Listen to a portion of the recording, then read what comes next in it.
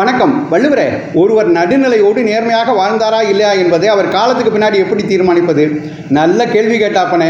ஒருவர் மறைவுக்கு பின் அவர் நடுநிலையோடு நேர்மையாக வாழ்ந்தாரா என்பதை தீர்மானிப்பது அவர் விட்டு சென்றவையே. அது அவரது குழந்தைகள் மற்றும் செல்வம் மட்டுமல்ல.